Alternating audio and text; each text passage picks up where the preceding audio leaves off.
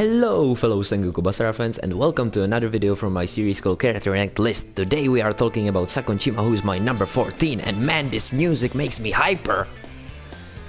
I mean, this music is... it just brings party to your empty apartment, man. And I don't normally listen to this type of music, you know, I'm a dark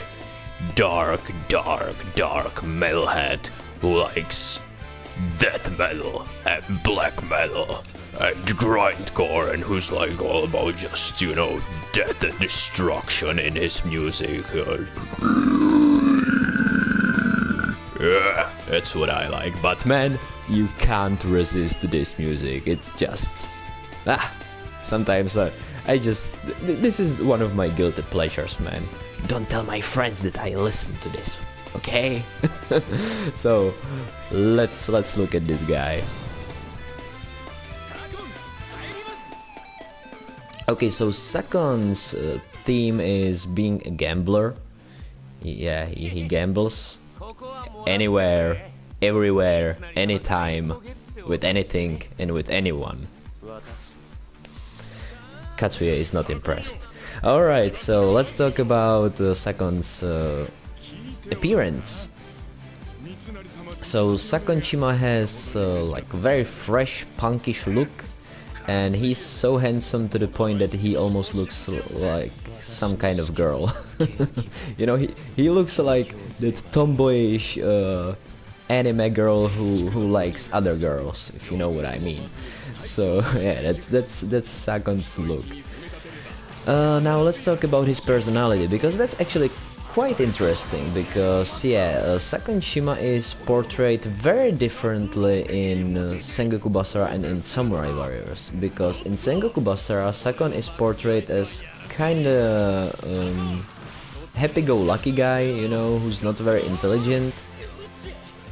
But in Samurai Warriors, Sakon Shima is depicted as very intelligent man. So yeah, what's with that? I'm very curious why are they so different in the Samurai Warriors and in Sengoku Basara. Yeah, that's pretty much everything. I mean, Sakon is really amusing guy, and yeah, I like this version of Sakon Shima better than the one in Samurai Warriors. But now let's talk about his gameplay qualities, because that's what is really interesting about Sakon Shima. So Sakon has these two stances, and his moveset revolves around changing those stances and about different options that these stances have. So he has dagger stance and kick stance, and they are equally good, man. I gotta say, they are equally good. I mean, I can like compare them, you know, why not? Because I need to lure boss out in order to show you something. So yeah, why not? Let's compare his stances. So hold square. I definitely prefer hold square in the knife stance. You know, this move is really sweet. I love it. I love it so much. So that's 1-0 for daggers. Then we have triangle. Now triangle is kinda, that would be deuce. I like both of them the same. Then we have forward plus triangle, and that would be definitely win for dagger stance. I mean, this attack is kinda useless for me. So yeah, that's 2-0 for daggers. Then there's like the switching attack. So in daggers it's like this, and in kicks, yeah, I definitely prefer the kick switcher. So it's 2-1. Then we have L1 plus triangle, it's pretty sweet in dagger stance, and in kick stance it's hilarious. It changes enemies into balls. So yeah, I like them like both the same. Yeah, they are both very cool. Then there's skill revision, and skill revision is I definitely prefer the kick, because yeah, it gives you this sweet breakdance. That was actually something that I kind of missed, that I was like missing in his moveset, because he incorporates his breakdance into his Basara. So yeah, I was like, well, it's a shame that you can't perform any breakdance in his normal moves, you know, but yeah, now you can breakdance all day long. So that's definitely, so that's 2-2, right? I think so, yeah. So the last thing that can decide the outcome is his 2 types of Basara, because yeah, you perform different Basara when you start in kick stance, and you perform different Basara if you are in dagger stance. Now this time it was kick stance, and I gotta say I prefer his dagger stance Basara. Yeah, definitely. I'll show it to you in the video later when I'll build my Basara. So yeah, we did that. So yeah, you can tell me what stance do you prefer. Now let's ride somebody. So where is some boss? Why isn't the Mitsunari coming from his hideout? Well, I have to battle both Mitsunari and Masamune. That's kind of change of plans. I didn't want to do that. Okay, so in the meantime we can talk about his third R2, which is a bit mystery to me, because it's probably revolving around some game that is not being played in my country.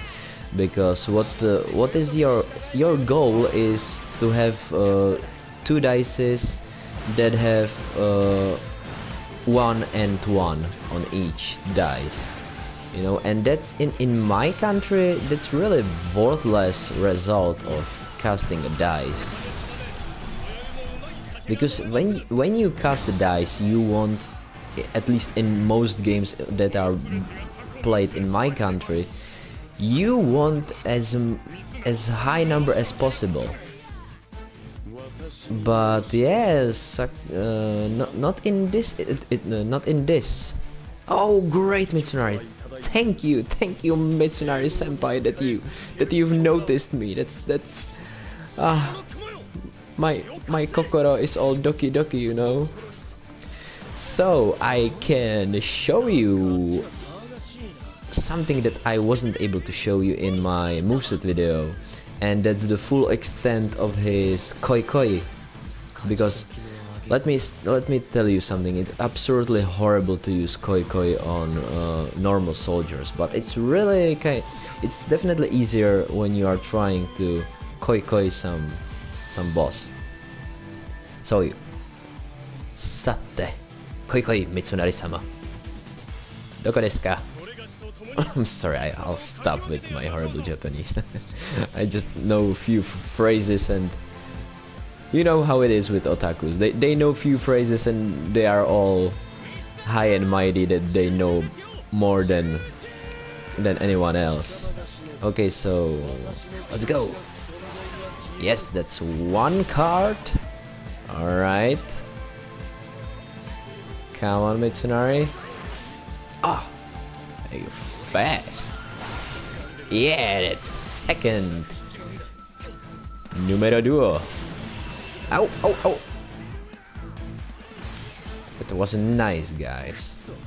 And now let's bring it to number 3. Yes! Hahaha. So yeah, you get like boost. it's not that big a deal. Oh, I'm almost I'm almost dead. I can't afford to lose this duel. Sorry, Mitsunari, I know it's not really polite to destroy you like that.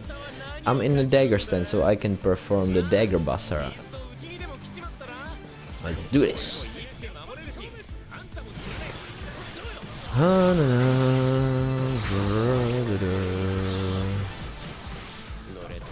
Da, da, da. Yeah. So that's that. Now onto the dice move. Let's see. 2 ones. Bang, bang, bang. I get some boost that I don't know what to do with. You know, I think that your damage output is slightly better. I have no idea what this attack really do, but yeah, it's a booster. And yeah, if you are so unlucky that you will get 2-6, then your health is reduced to 1%. So that's everything from me, guys. What do you think about Sakon Shima? Who is your number 14? And yeah, which taunt do you prefer? I mean, this is sweet, right? And this is again the same one. So this is the second taunt. Now that's just cocky. Alright guys, so I bid you farewell.